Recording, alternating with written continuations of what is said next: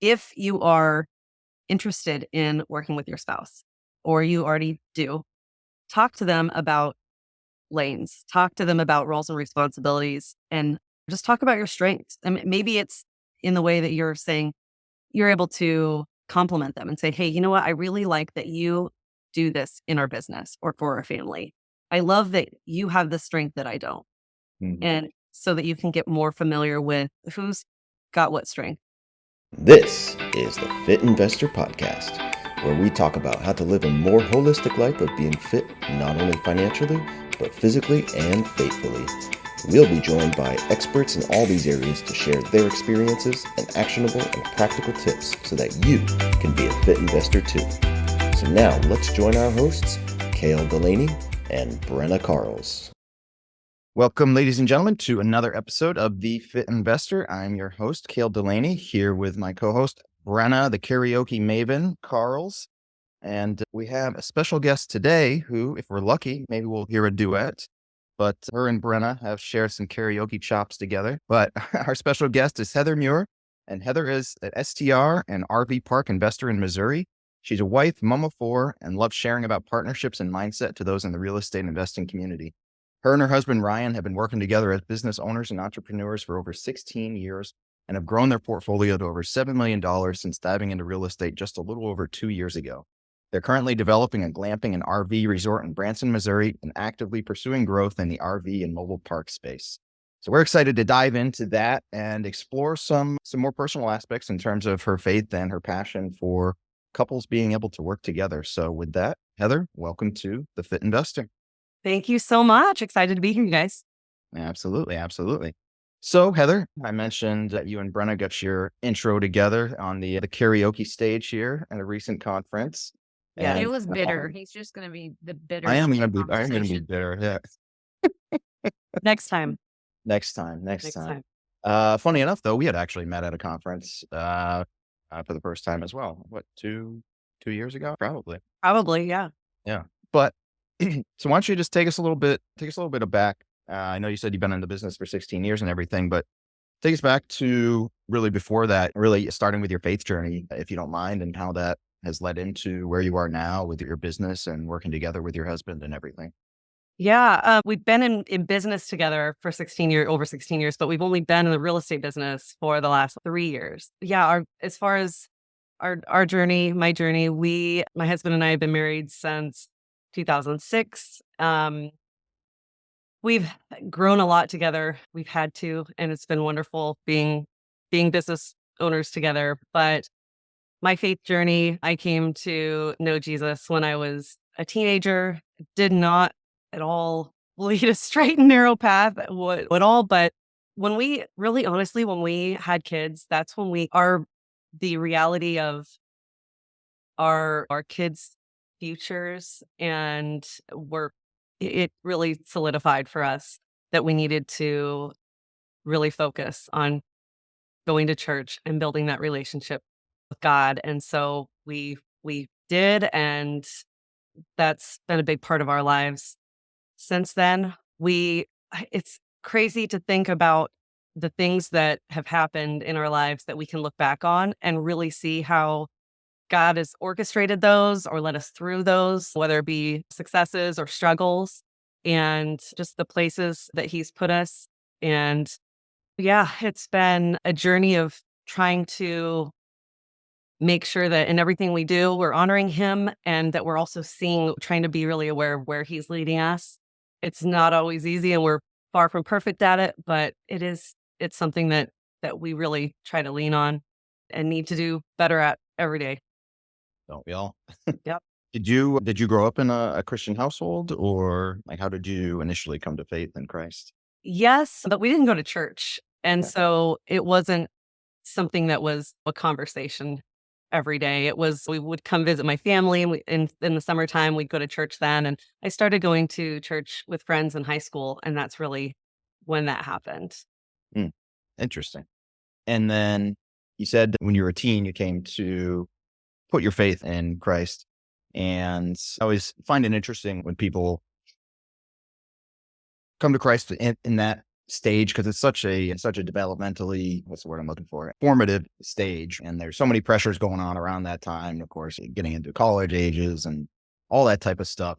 Were you was there anything that kind of helped you along that path in terms of keeping your faith? Were you connected with a solid group? Were your friends Christians as well, or Yes, they were, but it was like a short period of time, to be honest with you, when I came to know Christ and really start building a relationship. But then there was a huge gap where that was not something that I just strayed away. And for quite a long time until my early 20s when I met my husband and we got married and had kids, and that was when we really even though we were believers, it wasn't something that we were surrounding ourselves with. We weren't walking.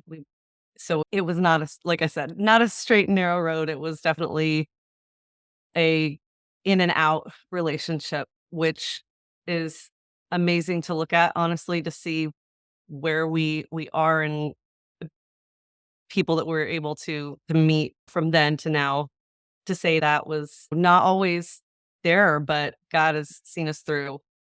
yeah? So, And what about your Awesome. husband Ryan? Was he a Christian as well when you guys met? Or yeah, yeah, yep, all right, same situation when he was a teenager, but it was not he wasn't going to church every Sunday or walking with God in that way throughout, his whole life. And I think that's pretty common.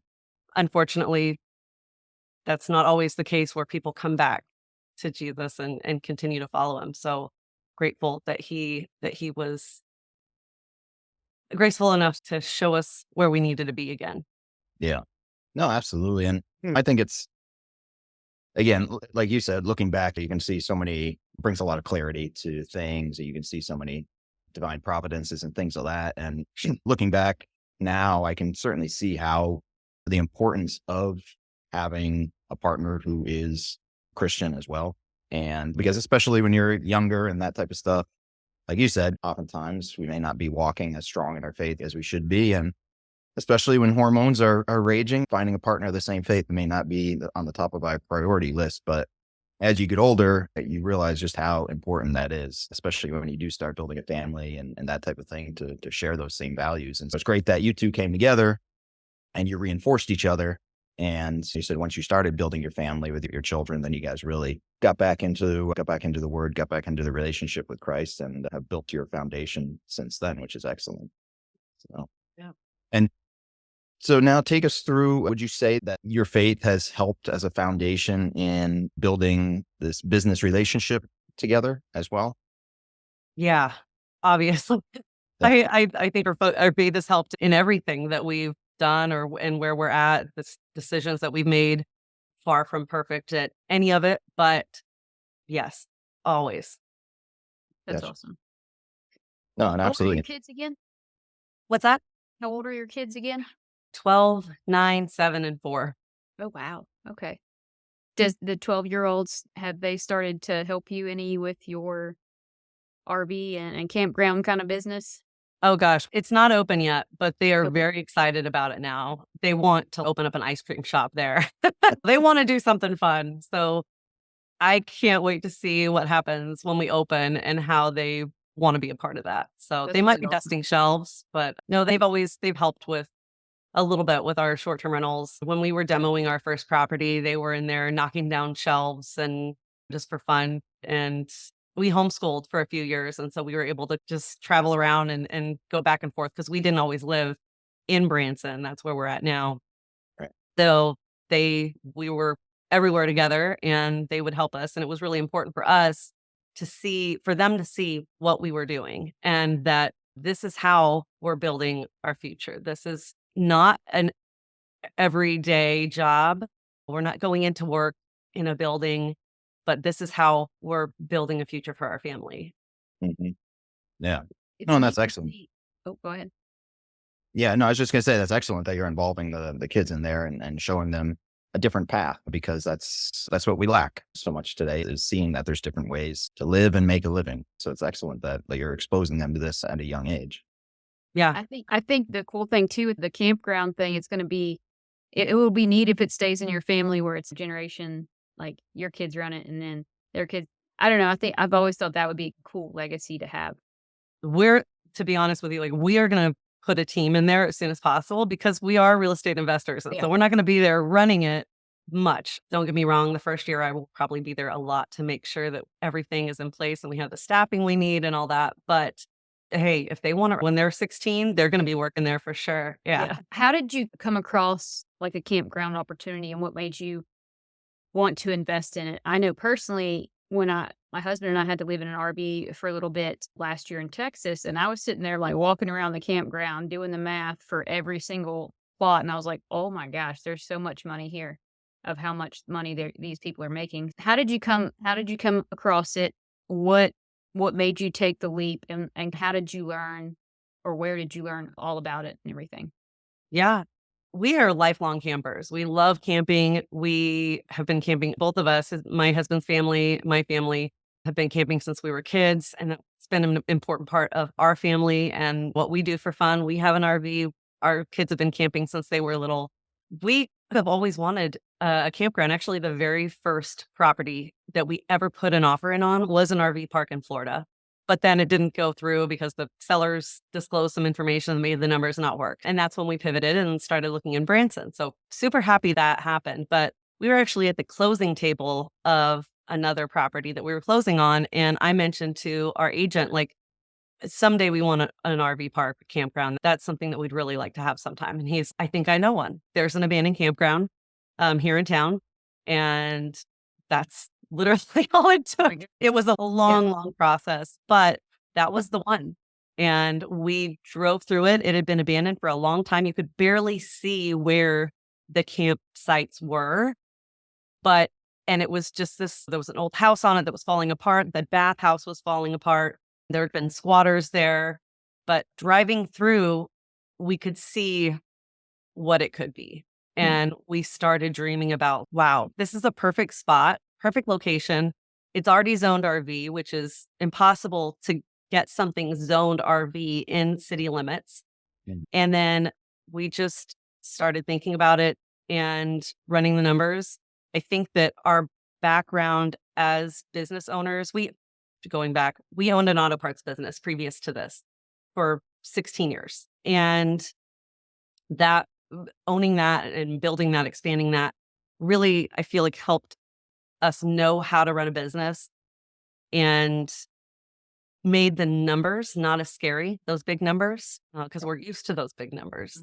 So that was just something we started looking at. My husband is amazing at underwriting, and he created like this 13-page spreadsheet with all these different tabs that really thoroughly ran the numbers on this. And we thought, wow, this could really work. And so we ended up finding partners on Instagram of all places and our CPA, who we all know, Brian Bakey, that we just mentioned it to him and he's like, how do I get him on this? Zasha is our other partner out of Hawaii and she's amazing. And I just connected with her on Instagram. And so we decided to go for it because the numbers looked great. It was a great opportunity. There's a big need here in Branson for something like this. And it's been a long process because there's SBA lending involved and a lot of hoops to jump through when you're working with a government agency. But we got through it and we are so close to being finished and launched. Yay. That's Yeah. exciting.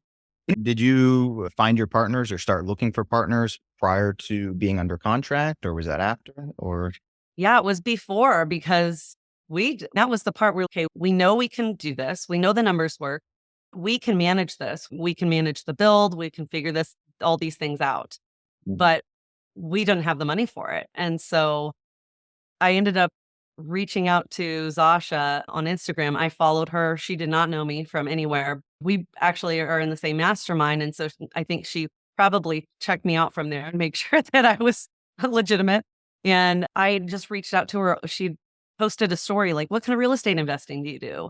And fill in the blank. And I said, short-term rentals, but we're looking at an RV park. And I was just excited about it. And I ended up commenting on somebody's story, but she responded back and she was like, oh, I'm really interested in RV parks. Where is this at? And so I was like, Branson, Missouri, we're actually looking for partners if you're interested. And that's how that conversation happened. And it happened right after we had looked at the property, ran the numbers, knew that it was going to work. And so it was just, again, I feel like God orchestrating these pieces for us. And it's amazing to look back on the timing of all of this because we found this property and it was not listed. But as Okay. soon as we had underwrote it and found the partners, which happened like right away, we went to put an offer in on it or started trying to locate the sellers and they Mhm. put it on the market right then. Oh, So wow. we were ready to go and we put our offer in and it got accepted. But if Hmm. it would have been 2 weeks later, there would have been another offer in. Are Yeah. you What, talking about, is her last name Madden? No, Zasha Smith. Oh, okay. Okay. Invest with Zasha. Yeah. Okay. Awesome. That's really cool that you can, there's so many people in this community, and a lot of people, it's a testament to, if you're a first time investor out there, you can get out there and you can find people that are interested in what you're doing. And like you hadn't done an RV park yet, but you still had people that were interested. And it's a large community, but it's at the same time, it's a small community. It really is. And I think everybody is willing to help and interested in the same things. And it's not really a competition, but it's like, how can we put our minds together to do this and make it work? And I feel like you attract like people, right? So you attract the same type of people that you are, and then you can form partnerships and make it into a bigger thing than it already is. So I think that's really cool. Yeah, for sure. She's worked with partners many times. We work with partners. That's how we do a lot of our deals. And so it was exciting to be able to say, okay, there's different things that you need to have to make a deal work, right? You need money, you need time, you need knowledge. You don't need all of those things. And I think that's really important for people to know when they are, looking at something that they're wanting to invest in something and they're going, I don't have the money. And a lot of people, and we were guilty of this as well, is I don't want somebody else doing me a favor.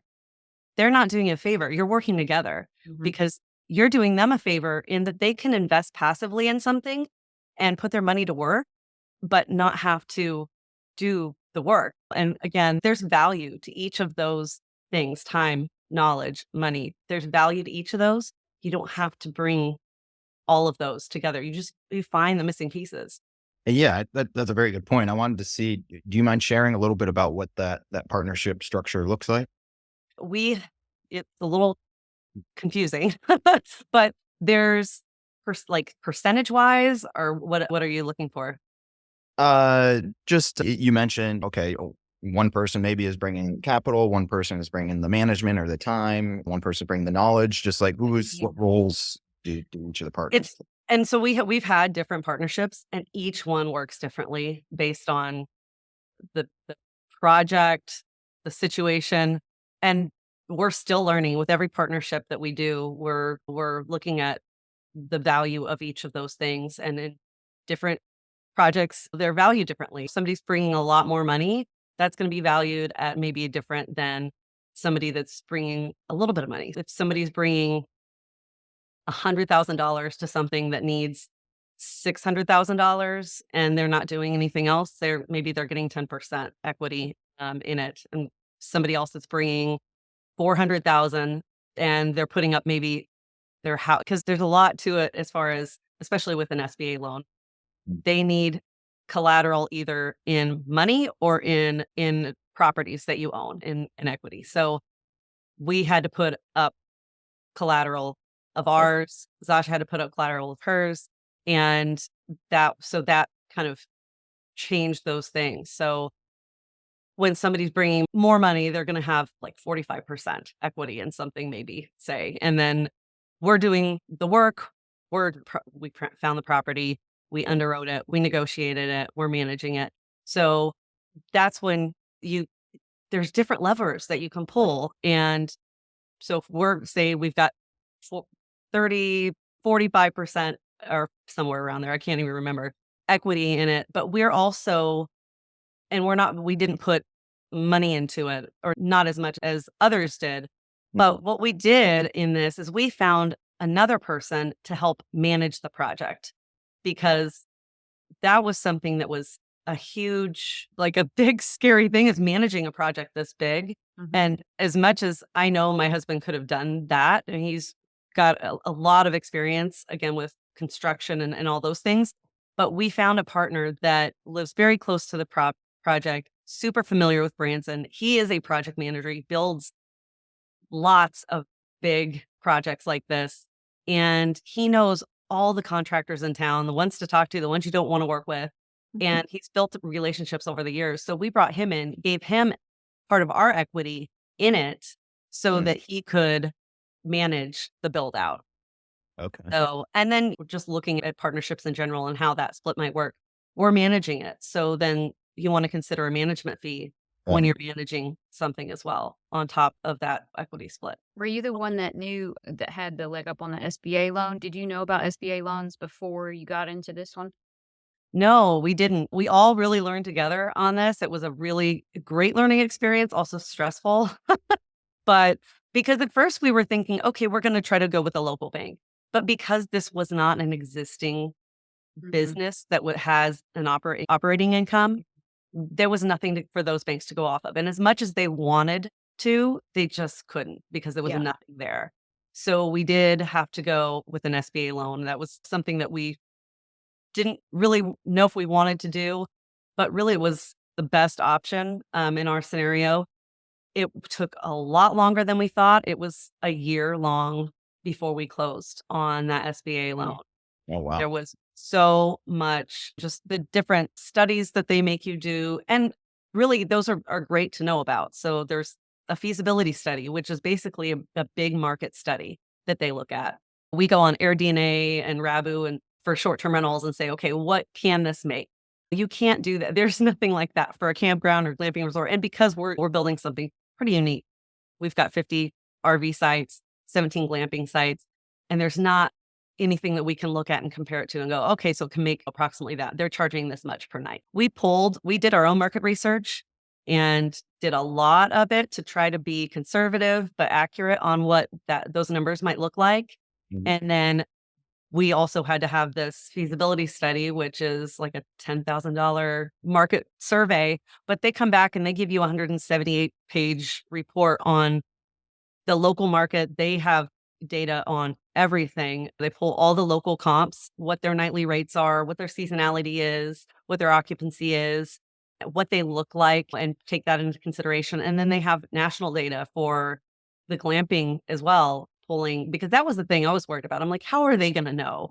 But they were really knowledgeable about the glamping resorts across the nation, what they're bringing in, how much they cost to build, all those things. So what was really exciting is when they came back to us, their numbers were actually a little bit better than our numbers that we had been very close. And so we felt really confident in what we had projected. So yeah. Interesting. So how does that work then with like when you went under contract, were you aware at that time that you would need an SBA loan and that it was going to take that long? Okay. So Yeah. how do you, if it's going to take a year to close this contract, was there any issues with that with the seller or? Yeah, obviously we wanted to get this thing closed as soon as possible, but what we ended up doing and what the SBA let us do, which thank goodness, what they let us close on the land first and do a bridge Nice. loan until closed on the actual construction portion of the SBA. Okay. Okay. Yeah, Gotcha. All right. That's nice. yeah. Then with the SBA, is that done ultimately as like on a loan to cost ratio or how do they? Oh my gosh, I need my husband here for all these things. Okay. Listen, let's talk about being in marriage and partnerships because that is his lane. I think that He had all the conversations. That's why he has more gray hair because he had to talk to all the SBA lenders and deal with all those things. I think that's a good segue though, because that's one of the things that I hear. Yeah. That's one of the biggest tips for working together is staying in your own lane, right? Oh my gosh. Yeah. And I have all the numbers. No. Did I hear them at one point and go over them? Absolutely. And so glad that I don't have to remember that because that is just not my strong suit. So why don't we go down that path then about the partnerships and working together as a spouse? That's probably the most important partnership, right? So take us back to, I guess you guys started up you had the auto parts store you mentioned for many years. what was the genesis of that? And then just take us through that journey of starting a business together and growing through that. Yeah. Oh gosh. So my husband worked for Napa Auto Parts. My Oh, dad worked for Napa Auto Parts, and we ended up buying a business together, buying a Napa Auto Parts business together here in Missouri. And so we all went into business together. That was our first partnership. And so not only were we business partners as husband and wife, but we had partners with my parents as well. And it was such a good learning experience for all of us. None of us had been business owners before. We got thrown into this whole new business together, and it was really finding our roles and our responsibilities and who's supposed to be doing what. And knowing what we know, should have had all those conversations first. It would have helped a lot. But we worked through that, and we were able to really figure out who needed to do what. And it it so it gosh, I think we were like 25 Oh, when wow. we purchased that business. So it's almost like, and even before that, we worked for the same company. And so we've almost always worked together. It's been something we've done for so long that we've really grown together in that. We, as husband and wife, business owners, and parents, we really have learned to know what our strengths and weaknesses are and what we like to do, what we're good at. So, along throughout the years, we have been able to hone in on that. mm, And when we transitioned my parents were getting ready to sell, or they wanted to retire, and we knew we didn't want to buy them out. We had always thought real estate was something that would be a big part of our lives. And so before we knew we were selling the businesses a few years prior to that, we started listening to all the Bigger Pockets podcasts, and we refinished our basement and did a cash out refinance on that, and took that money and bought our first two properties with it. And and from there, it went on and on. We sold our business actually last year, this month, oh, and nice.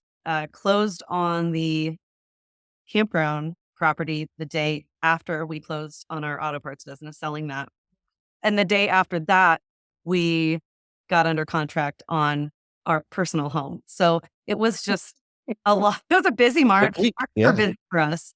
And yes, but I will say we have made more decisions in the last 3 years building up our real estate business than we did in the previous 16 or the previous 15, 14, however many years it was. It has been such a great growth opportunity for us.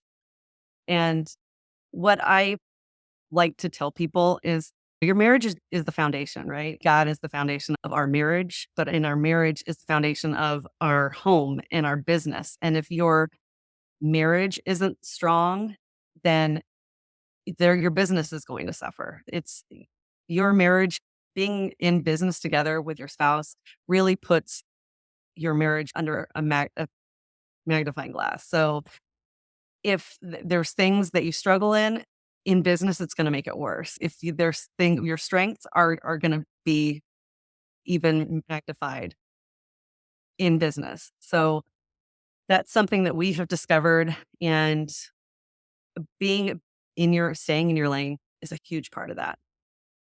Mm. I think also with going into this is like a totally different segue, but it just reminds me of things. When you're going into business with your husband, wife, spouse, you start to realize things that you didn't realize about yourself. So, for example, what are truths and between what's truth and what is a belief? And I remember when my husband and I first started dating, I don't know why.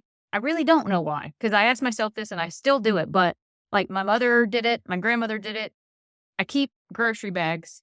I just put them, I store them, and I'm never going to use all. I've got like 3,000, I feel, and I still store them, and I do not throw them away. And Drew, my husband's, why are you doing that? I was like, because we may need them. And in my head, I literally believed that for someday I'm going to need the 362 bags that I currently have downstairs, and I still do it.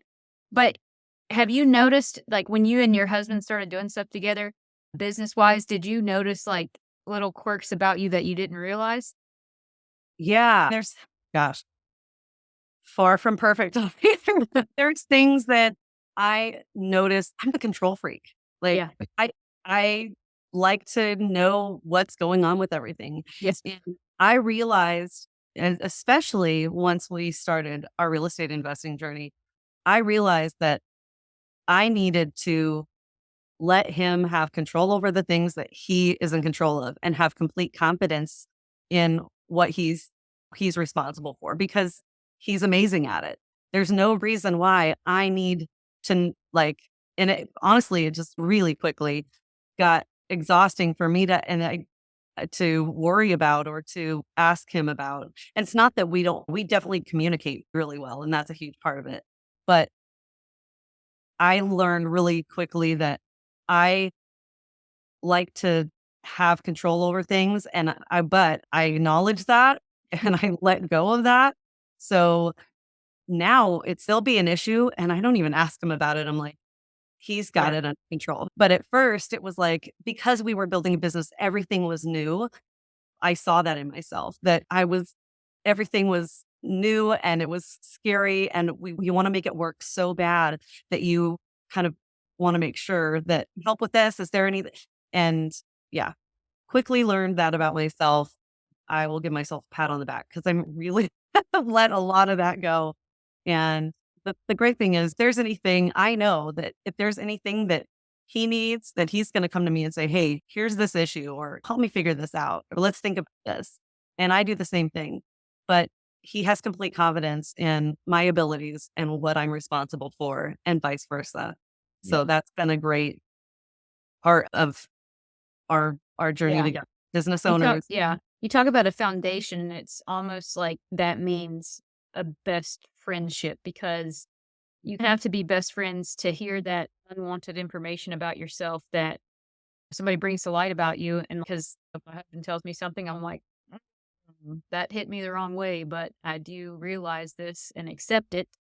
I'm happy about it. You have to be best friends, right, with the person that you're going to work with. To me, I feel like to be in a partnership in business like that, especially living under one household or otherwise, I feel like you'd kill each other.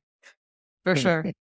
Yeah, definitely. As I Well, said, how do you, because I think that's probably one of the biggest pitfalls is how do you keep perhaps personal disagreements out of the business realm or vice versa? Right. man, I'm going to acknowledge right now that this is not everybody's situation, but we rarely argue. This morning, we got frustrated at each other. Morning. Neither of us, yeah, fitting, because neither of us put the alarm on and the kids got to school late, which was not normal. But so let's just put that out there. But usually, if we're in a disagreement, whether it is personal or about business, the thing that we have learned to do is stop and listen to each other.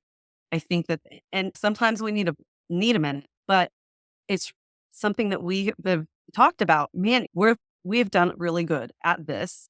Stop, listen to each other, because if we're in a disagreement about how we need to do something in business or in our family, we talk about it. And it's not about I want to win my way. It's I want to hear what he has to say because he has a completely different way of thinking than I do. He has a completely different perspective as a man, as a totally different person than me. And I am grateful for that because I've seen that benefit us so many times where I'm like, I'm sure that this is the thing that we need to do. We need to do it this way because XYZ. And then he'll say, I thought we couldn't do it that way because of this.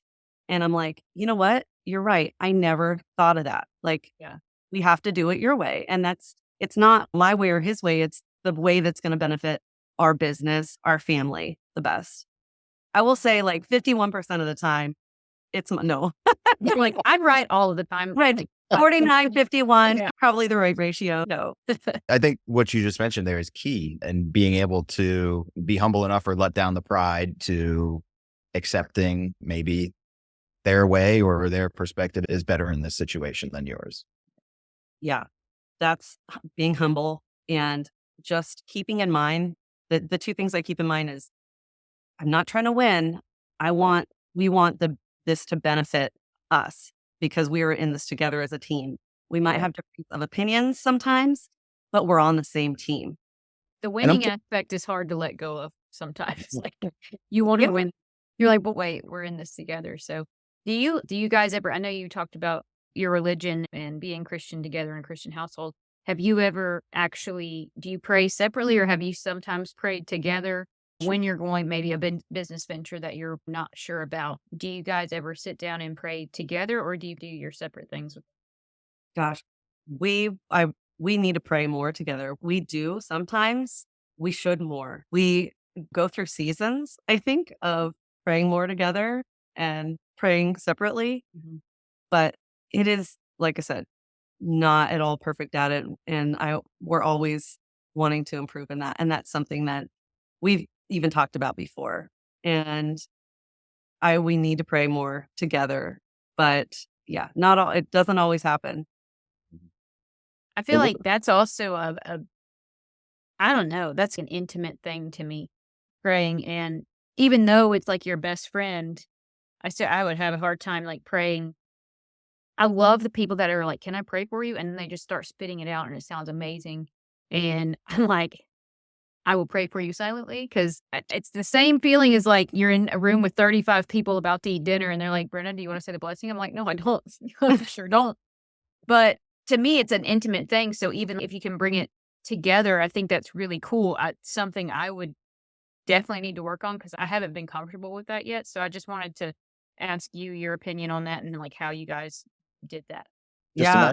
imagine as karaoke, Brenna, and just start singing the prayer. Yeah, but the words aren't in front of me. Yeah, that's not happening. Hey guys, it's Brenna Carl, CEO and co-founder of The Mortgage Shop. When I'm not spending my time searching for the best pizza in town, working out, well, because of pizza, or fighting sharks, as Kale likes to say, I spend my time educating clients on the best investment products that will help them build generational wealth and making sure their loan process is as smooth as warm butter on a piece of toast. Call us today to get started with your investment journey at 800-816-7982, or, to talk more about pizza. Talk to you soon.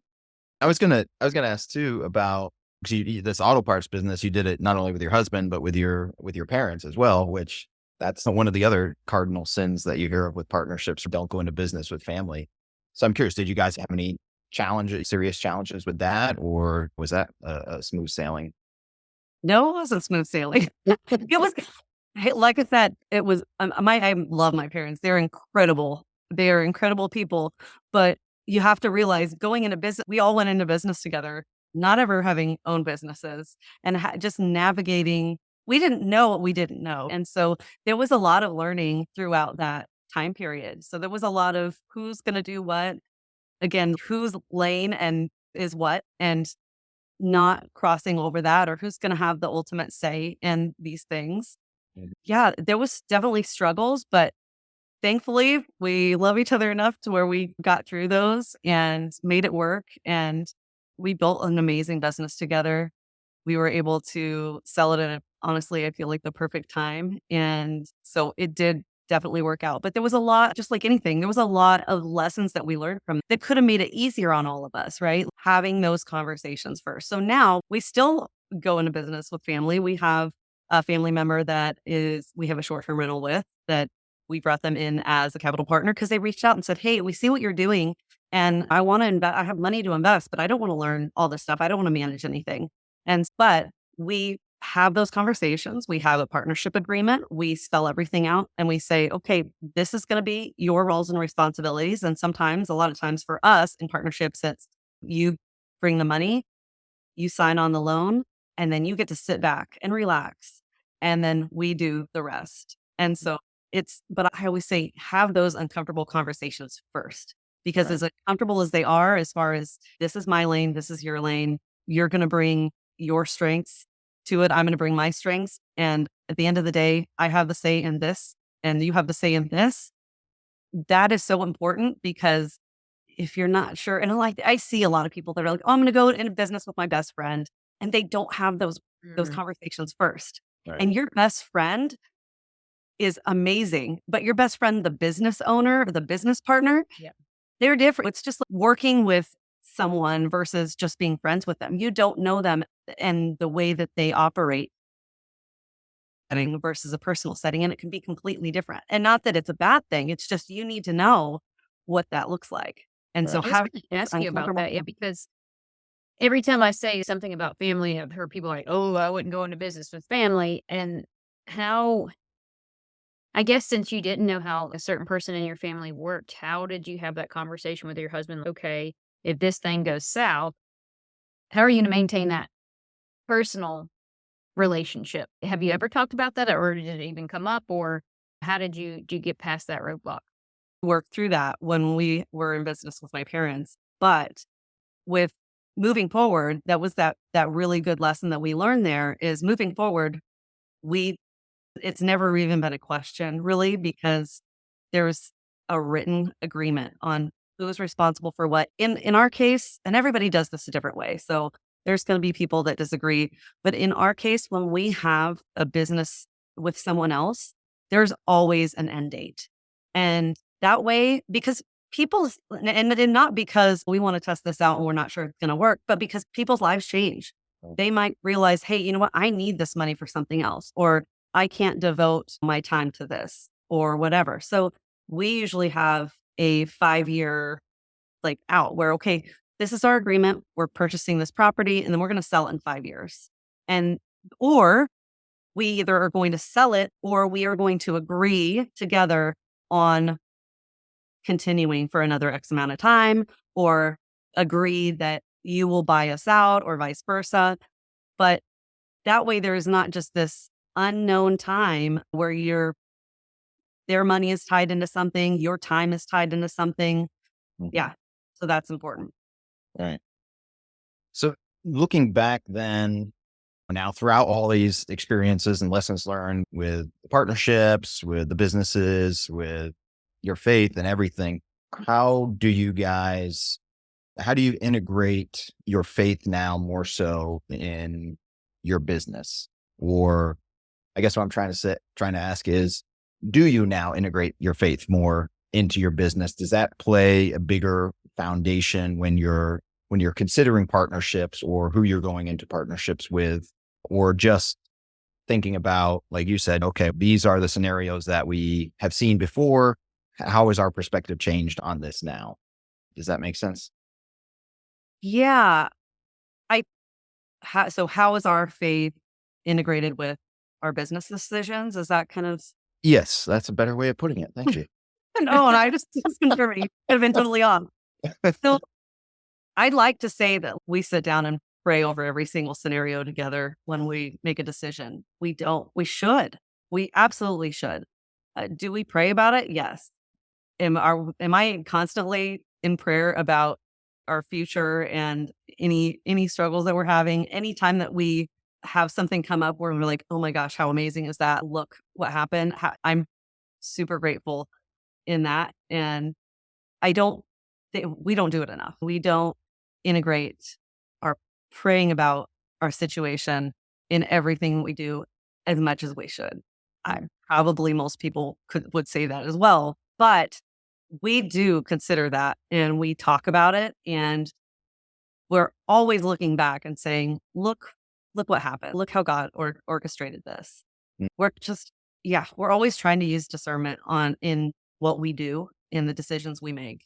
Mhm. I think that part of that, and whether it be faith or just our standards, and I think a lot of that goes together, right?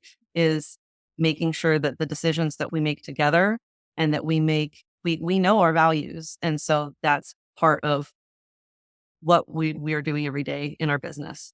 Yeah, and that's, I guess, where I was getting to is, yeah, how have your values shaped more throughout this process as you've grown in your faith, as you've grown in your business and everything? And now having those values as a firmer foundation, does that give more clarity now in terms of when you do make a business decision? Right. Yeah. Yeah. I think so. Everything that we do, I think whether we know it or not, it's in the back of our mind. And it is something that we try to keep in mind. And what about, I know you're in Branson now and establishing everything there, but What about giving back? Do you have a favorite way to give back now, whether it's in the community or some other way? Man, we are still trying to learn this community. We've been here for a year as of this month, and we are still trying to learn how to give back to our community specifically. We are what's important to us is working with families that are going throughout the world and in the missionary.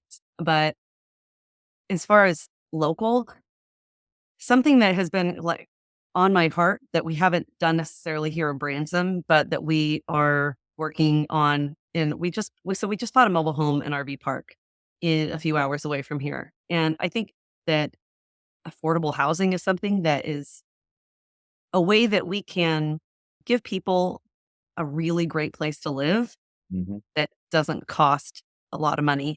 And that's needed here in Branson. The cost of living is higher than a lot of the other areas. And there's a lot of people that have to travel from out of town to Branson because they can't afford to live here, but they need to work here. There's all the jobs are here because this is it's a vacation destination. So there's a lot of resorts, a lot of cleaners, a lot of people that work here, but they can't necessarily afford to live close into town. So that's something that it's funny that you mentioned that because that's something I've been thinking about the last few months. Like, how can we do that? Now, working with cities and all that is one thing. So as we are getting familiar with the town and how it works, that's something that we want to look into more for sure. No, absolutely. I love that. And I think that's just another one of the natural progressions of the careers and the businesses is once you achieve a certain amount of success, which you certainly have, I think, especially with a faith background, I think naturally we start thinking of, okay, what can we do now? What can we start to give back? Because we've been blessed with so much. So what can we now bless others with? Yeah, affordable housing, that's a huge need in today's economy and today's market. And that's a great way to blend in with what you're doing in the investment world and what you're doing with your values and your faith. So I look forward to seeing what you're able to do with that. Thanks. As we wrap things up, we'd like to ask our guests to leave us with 3 actionable or practical tips based on what we've discussed. Okay. So we discuss partnerships and working with your spouse a lot. So I would say if you are interested in working with your spouse or you already do, tip one would be to talk to them about lanes, talk to them about roles and responsibilities, and just talk about your strengths. I mean, maybe it's in the way that you're saying you're able to compliment them and say, hey, you know what? I really like that you do this in our business or for our family.